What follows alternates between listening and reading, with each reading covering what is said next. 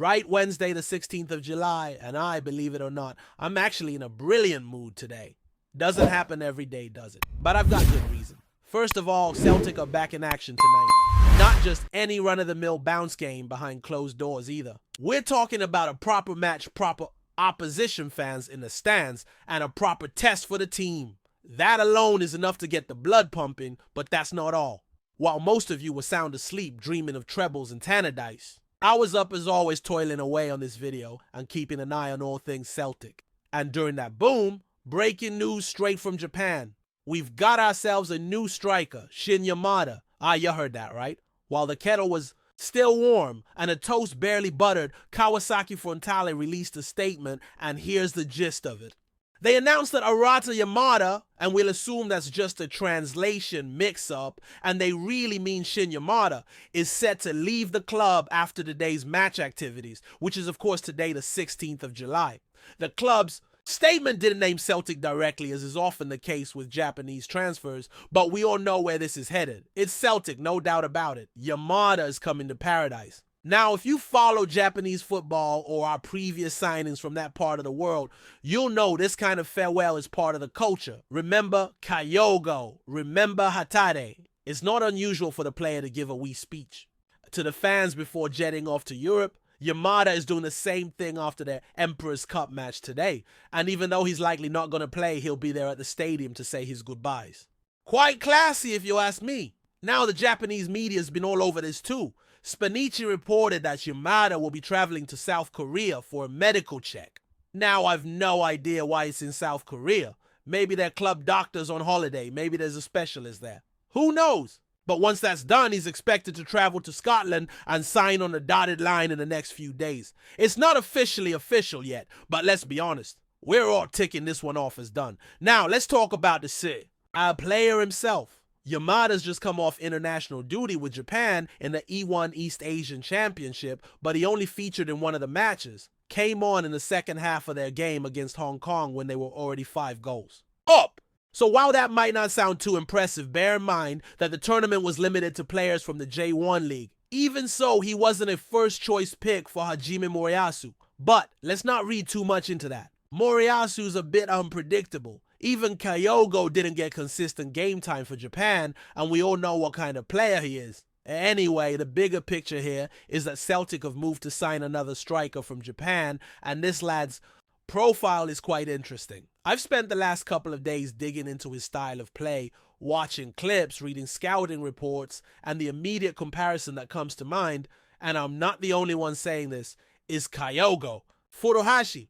The movement, the instincts, the way he hovers on the last defender's shoulder and bursts into space. It's all very familiar. Now I don't think he's quite got Kyogo's blistering pace. That electric acceleration that left defenders spinning. But he's sharp, he's alert, and when he gets in behind, he's clinical. One of the things that stood out to me is how often he makes those off-the-ball runs. He's not just hanging about waiting for the ball to come to him. He's always sniffing out space, always on the move, and if the midfielders pick their pass, well, he's got a knack for getting in behind and making something happen. So if we get the supply right, he'll get chances.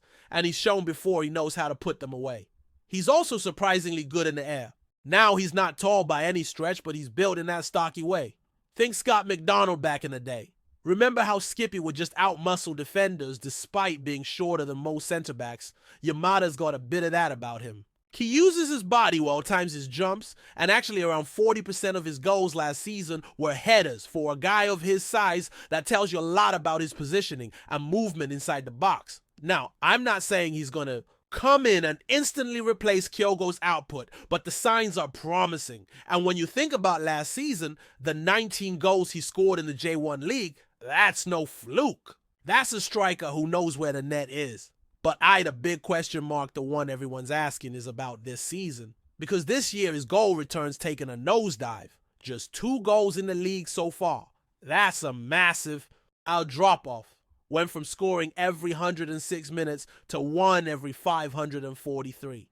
So what's going on there? Well, clearly Celtic are banking on getting him back to his best form. The Yamada of last year. And maybe a change of environment, a fresh challenge in Europe, and playing in front of a crowd like Celtic Park every week is exactly what he needs. I mean, It wouldn't be the first time a player has found a new level after moving to Scotland. What I also find really interesting here is the bigger picture in terms of recruitment. Because under Brendan Rodgers, in his last 4 transfer windows, we didn't sign a single Japanese player. Not even linked with one. And now, all of a sudden, we've brought in 2 from Japan this window alone. That tells me something's shifting behind the scenes. Whether it's Rodgers loosening the reins a bit or the club asserting more control over transfers, we're seeing a change. Now I know some folk might take that and run with the idea that the board's planning for a future without Rodgers, maybe laying the groundwork in case he moves on. I'm not saying that's definitely the case, but you can't help but notice a bit of a shift. Maybe Celtic are building a recruitment structure that's less reliant on one man and more focused on long-term planning. And how Rodgers reacts to this signing will be telling. Remember when he described the last Japanese signing as a developmental club signing? Well, is Yamada coming in as someone he intends to use right away? Or is it another player we'll loan out or keep in the background? Personally, I think Yamada is here to play. I don't think you go through all the effort of signing someone from the other side of the world unless you believe he can make an impact now. But still, I wouldn't be totally shocked if Rodgers comes out after tonight's game and says something like, I don't know much about him, we'll see. Hopefully not, though. Anyway, shifting gears a bit, before we talk more about tonight's game, a wee update on this new cooperation system that the SFA and SPFL have brought in. It's all about developing young players, making it easier for them to get regular game time. Basically, clubs can now set up partnerships with teams from the lower leagues. 1 per division as far as I know. And within that partnership, you can name up to 3 players to a cooperation list and they can move freely between the 2 clubs throughout the season. So say Celtic partners up with a club in the Championship, which is likely going to be Ayr United given the Scott Brown connection. Then lads like Jude Bonner could play games for Ayr but still come back to us for youth league matches or even first team opportunities if needed. It's a flexible system and a smart way to give our young talent a real chance to grow without cutting ties to the club. There was some talk that Queen's Park might have been the partner, but sounds like they're cutting costs and dropping out of the running. So Ayr it is. Expect to see a few of our promising youngsters turning out for them this season. Bonner, maybe Sean McCardo, maybe Kyle Ewer, Kobe Donovan too. All of them could benefit massively from regular football in a tough competitive league, and hopefully they come back sharper and more prepared for the step up. Right now, let's talk about tonight. Sporting CP versus Celtic. A real test. We're in Lisbon, and this is not just another run out. We're facing the reigning Portuguese champions. That's a step up in quality, and these are exactly the kind of matches you want in pre-season. The game's at Estadio Algarve in Faro. Not behind closed doors, mind you, but in front of fans. Kickoffs at 7:30 both local time and back home. Sporting are only in their second pre-season match. They drew with Nice on Saturday, but don't expect them to be slow. They've got real quality even without Victor Gyökeres, who's apparently on strike and pushing for a £60 million move to Arsenal. Maybe a blessing for us that he's not playing. As for Celtic, we'll likely see 2 different teams across the 90 minutes as is usual in these games. Cameron Carter-Vickers won't feature, he's just back in training, but we might see him against Newcastle on Saturday or next week in the Kilmarnock Cup match. Getting him fit for the start of the season, and especially for the Champions League qualifiers, is absolutely vital. You can feel the confidence lift in the squad when he's back there organizing things. But tonight, the focus will be on performance. We've seen that Celtic tend to rise to the level of their opposition, and against a side like Sporting, we should get a proper gauge of where we're at in pre-season. It's not about the result, really, but it is about how we shape up against our top-level teams. I'm buzzing for it. Should be a cracking watch, and hopefully gives us plenty to talk about in the days ahead. Maybe even more movement in the transfer market, depending on how it goes. All right, let's keep rolling, because there's still plenty to get through, and a lot more to say about this whole Yamada situation, the squad shaping up, and the general feel around the club right now. And I've got to say, it's a weird mix. There's definitely excitement building, no question about it, but there's also that bit of uncertainty hanging in the air, and you can feel that in the conversations among the support. We've had a few signings now and some of them look promising like Yamada, but there's still a sense that we're waiting for that big statement, that one move that makes everyone stand up and take notice. Now coming back to Yamada for a moment, I've been keeping an eye on Japanese social media trying to get a feel for how Kawasaki Frontale fans are reacting to his departure, and honestly, it's a bit of a mixed bag. You'd maybe expect tears and anger if a club was losing their top striker, but that's not really what we're seeing. There's respect for sure. Some nice messages wishing him well, thanking him for his goals, telling him to go smash it in. Europe. But it's not like they're absolutely gutted either. And that might be down to his form this season because let's face it, 2 goals so far isn't exactly lighting the world on fire. There are also a few voices saying they'd rather he stayed, that Frontale is still a better team than Celtic. We bit cheeky but fair play. Football fans are always going to back their club. Some are even suggesting that with him leaving, and a few others slipping away to clubs in a bit of a fragile state. But that's their problem now, isn't it? We've got our eye on what he can do in green and white. And from what I've seen in the footage and what's been written by those who've watched him closely, there's definitely a player there. He's not the finished product, not yet, but there's raw talent and real instinct in front of goal. His runs into the box are sharp. He's not afraid to take a hit. And he's always sniffing about in those areas where defenders hate strikers to be. Right on their shoulder, ready to pounce. There's something to be said for that kind of player, especially in Scottish football, where so much of the game can be scrappy and physical. I think he'll handle that side of it better than folk expect. He might not look like a big bruiser, but he's got that low center of gravity, that sturdy build, and he knows how to use it. He's not going to get bullied off the ball, and that alone puts him ahead of a few others we've tried up front recently. What I like most, though, is that he seems like the kind of player who doesn't overcomplicate things. There's no endless flicks or fancy footwork. He keeps it simple. Ball comes in, he hits it. Or if there's a pass on, he gives it and moves. That sounds basic, but how often have we seen players try to do too much and end up wasting the moment? Yamada doesn't seem like that type. He looks efficient, focused, and always hunting a chance. That's exactly what we need. The real test, of course, will be how quickly he adapts. Not just to the style of play here, but to the culture, the weather, the weight of expectation. Celtic is not like other clubs. You can go from hero to zero in a week if things go wrong. And we've seen Japanese players take a wee bit of time to settle in, though most of them, once they're in the rhythm, have been absolutely brilliant. And listen, the way the fans have embraced players like Kyogo Hatate and Maeda, it's a good place for a Japanese player to land. He'll be welcome supported, and if he starts scoring, he'll be a fan favorite in no time. One thing I'll say is that we can't afford to throw him in and expect him to deliver from day one.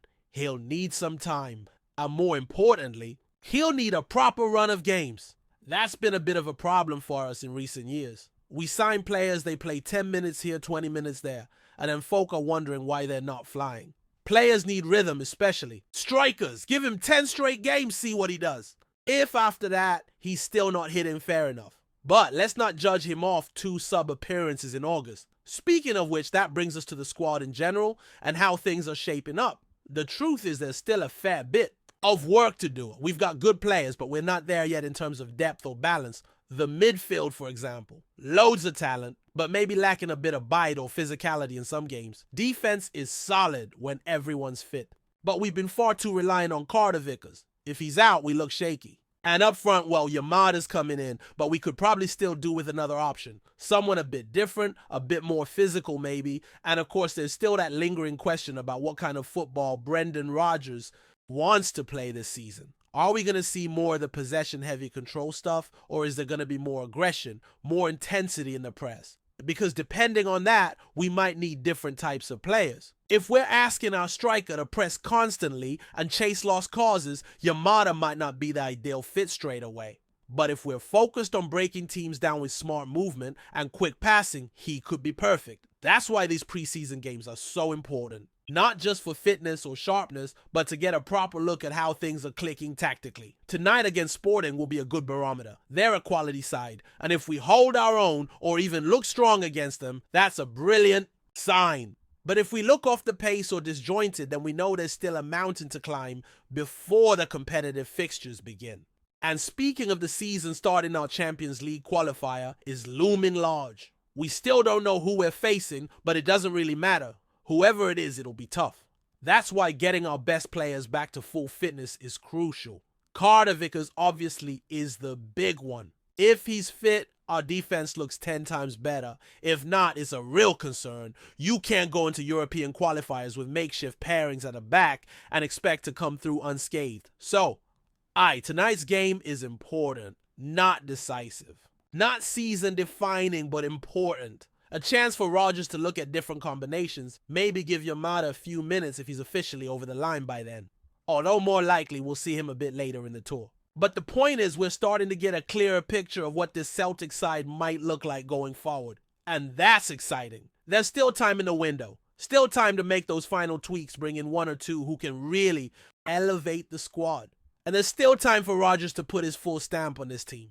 I think we'll know a lot more in the next couple of weeks. The friendlies will give us clues, the transfers will fill in the blanks, and then it'll be down to the players to deliver. But you can feel the buzz starting to return. European nights are coming, big crowds, big goals, the kind of football that gets you out your seat. And with a bit of luck and a few more smart additions, this could be the start of something special. Yamada might just be the first spark. Before we proceed, subscribe to our channel and enable notifications to receive all exclusive news about Celtic FC. Don't miss any details about your favorite team. It's extremely important for Celtic FC fans. Whispers from the East End are stirring once more, and it seems Celtic Park could soon be home to a fresh face from the sunny shores of Italy. Word is the Hoops have all but secured a loan deal with an option to buy for none other than Giuseppe Ambrosino, the now the 21-year-old forward whose promise has been echoing through Serie B corridors. While official statements remain under wraps for now, sources close to the matter suggest the deal is in its final stages, with only a few dotted I's and crossed T's standing in the way. Ambrosino, currently on the books of Napoli, has spent recent seasons honing his craft on loan spells, notably with Catanzaro and Cittadella. It's said his technique, work rate, and nose for goal have caught the eye of Celtic's scouting department, who've been watching the youngster closely since early spring. The potential deal is reportedly structured as a season-long loan with an option, not obligation, to make the move permanent come next summer.